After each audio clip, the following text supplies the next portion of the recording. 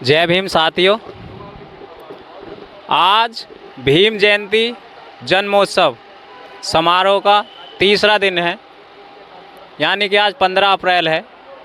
और आज गाज़ियाबाद के नबीगो मार्केट का जो बुद्ध भीम जयंती पार्क है, इसका समापन का दिन है।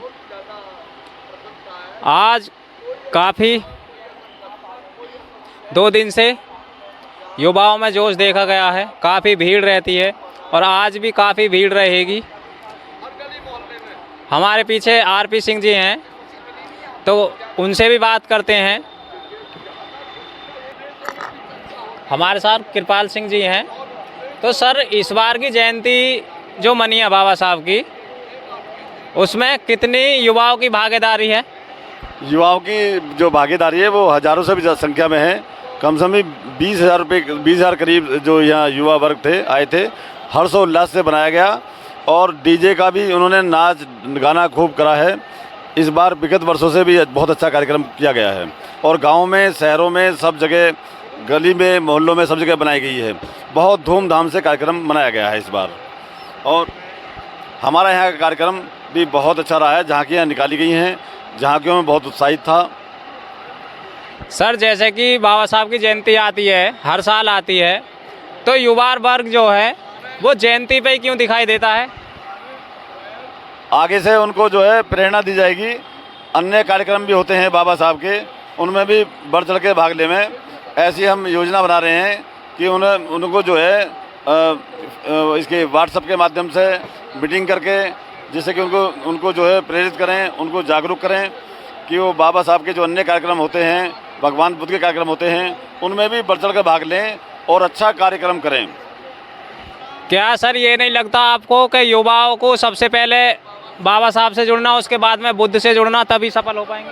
नहीं, भगवान बुद्ध से भी जुड़ना उतना ही आवश्यक है जितना बाबा साहब से जुड़ना आवश्यक है। तो बाबा साहब से भी जुड़ना तो सबसे अच्छा है ही है, क्योंकि बाबा साहब ने पूरे देश को संविधान दिया है, पूरे समाज को जागरूक किया है। और आज जो भी हम लोग यहाँ पर हैं, सब बाबा साहब की देन है। तो सर, आपका बहुत बहुत धन्यवाद बहुजन सम्राट टीवी को समय देने के लिए। आपका भी बहुत बहुत धन्यवाद। मजबूती के साथ ये कहा था कि हमारे लोगों को जो सम्मान मिलना चाहिए वो नहीं मिल रहा है। अब बुद्ध पूर्णिमा आज समापन हो जाएगा, सभी को पुरस्कार वितरण किए जाएंगे, तो बुद्ध पूर्णिमा भी ऐसी मनाई जाएगी धूमधाम से।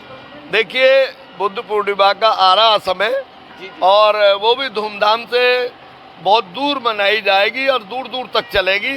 जैसा मैं आपको बता रहा था कि आप कह रहे थे कि आपकी बार में अति महत्वपूर्ण चल रहा है ये, और ये भारत में क्या विश्व स्तर पे बाबा साहब का जन्मोत्सव बड़े ही महत्वपूर्ण तरीके से मनाया जा रहा है। इसका मूल कारण क्या है कि आज जो मौजूदा व्यवस्था सरकार की है, उसमें बार बार ये स्लोगन दिया जा रहा है, उनके नेताओं के द्वारा भी, उनके द्वारा प्रस्तुत भी किया जा रहा है कि भारत का संविधान बदला जाना है।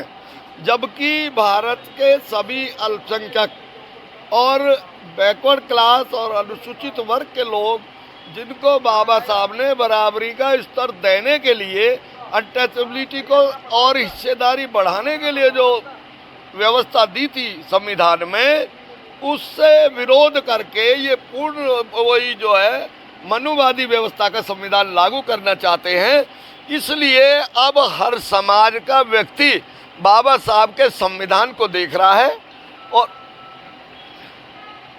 बाबा साहब के संविधान की तरफ देख रहा है। जो लोग पहले बाबा साहब के संविधान की वार्ता नहीं करते थे, आज उनके या तो छाती पे बाबा साहब का संविधान है और सिर पे रखे हुए हैं।